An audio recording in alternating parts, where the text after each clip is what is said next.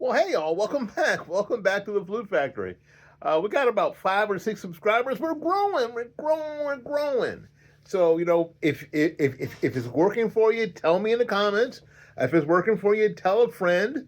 Uh, if you're in a Facebook group, share the link in your Facebook group for those who are picking up flute either for the first time, or if you're somebody who plays another instrument, and you want to get started with your flute, get your doubles going on.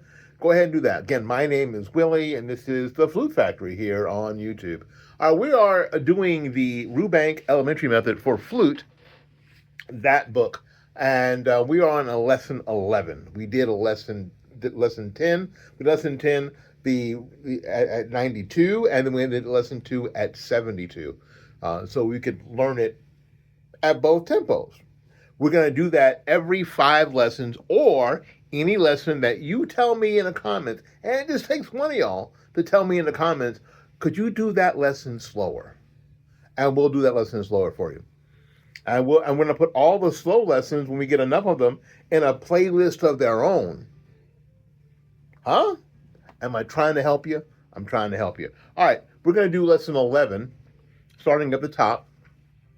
If we look across the top of lesson 11 in your book, number 1 is an F for forte, which means loud.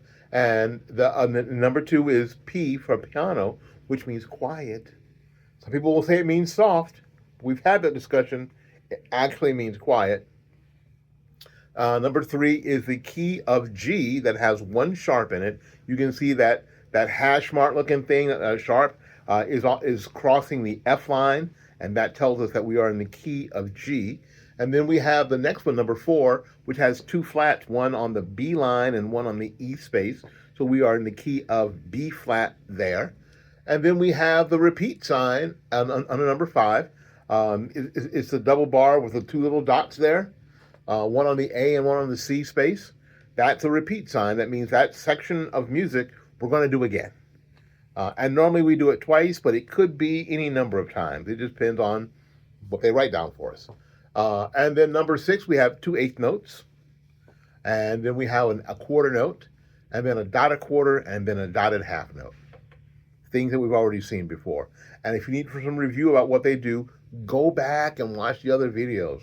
None of them are that long. None of them are that difficult. You can do it. All right, we're going to get started with number 1, eighth rest studies.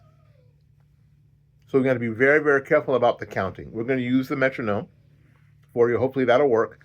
And then you can always stop the video and practice. And a lot of these are very similar. Actually, the last one is the first one deconstructed. So let's see if we can get this done. Number 1.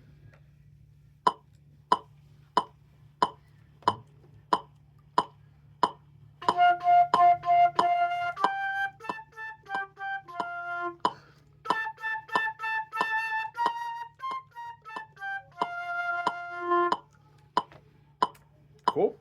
All right. 1 and 2 and 1, 2. 1 and 2 and 1. Rest. 1 and 2 and 1, 2. 1 and 2 and 1. The and is the second half of the count. 1 means the first part of the count. The and that we're saying is the second part of the count. Let's go to number 2. In number 2, we have 1 and, 2 eighth notes. 1 and. The and is the second eighth note. 1 and. And then there is a rest on the first part of count 2, and we don't say anything. 1 and. And then the second part of count 2, there's a note. And. 1 and. And. Make sense? Let's do number 2.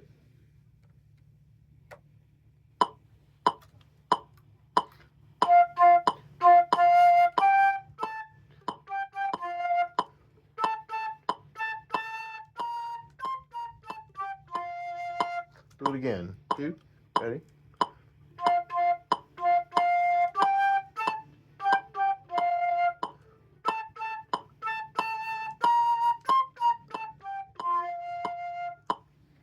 Got it?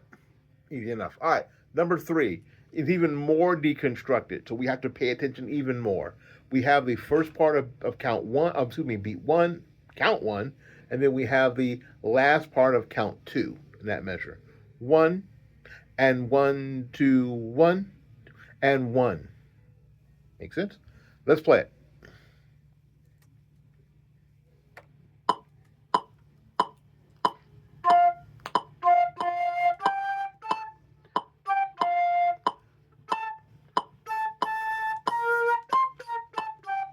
Again.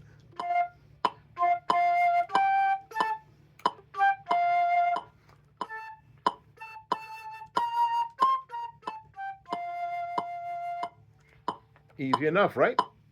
All righty.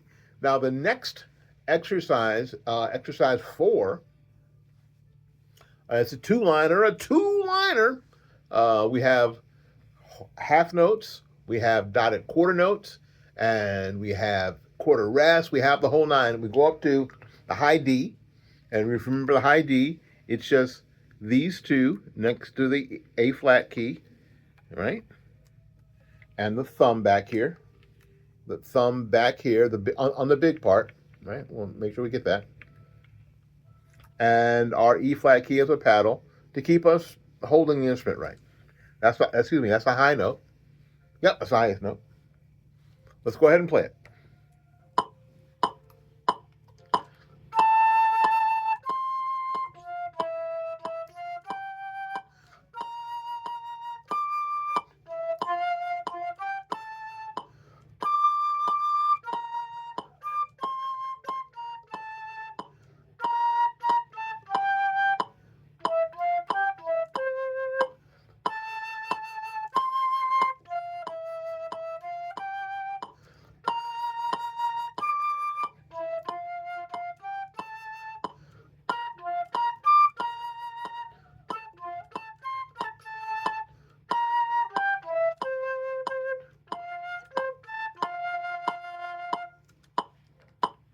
Did you get it? Again, if you didn't get it, if I played it too fast, go ahead and stop the video, practice it, and then come back to it with a video. Okay? Let's do number 5.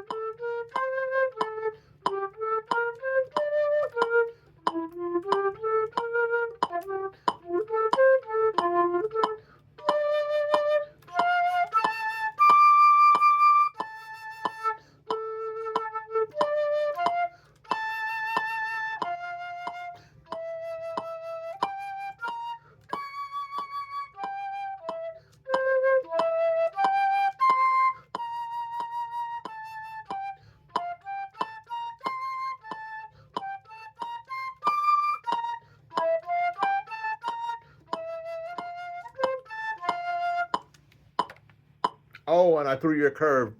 There was a note there that I didn't tell you about. My bad. Sorry. It's a C sharp. C sharp is cool because it's the easiest fingering on the flute, I think. All we have to do is hold the paddle down, the E flat key, and don't press anything else down. Nothing else. Move the air fast. C sharp. Now, when we're playing that note, we have to resist the urge to do this. Everything is very close to the instrument, but not pressed down.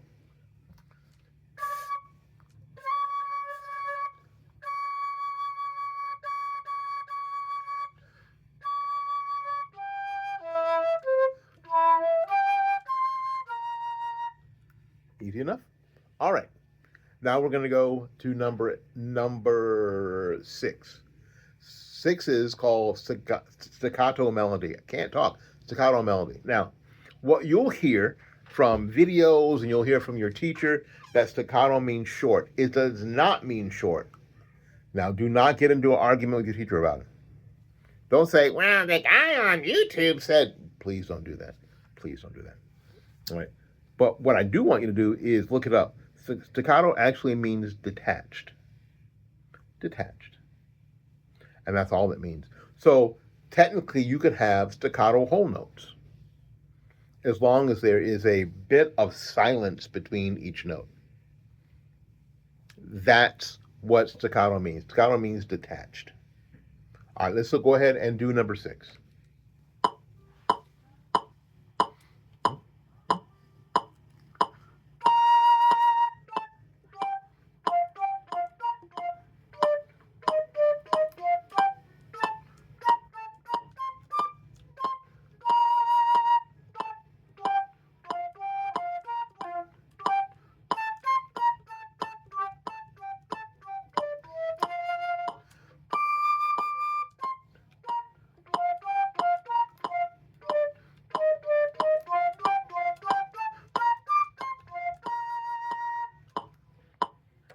There we are. Number 6. Ba, ba, ba, ba. Staccato. That means detached. Not short, but it means detached.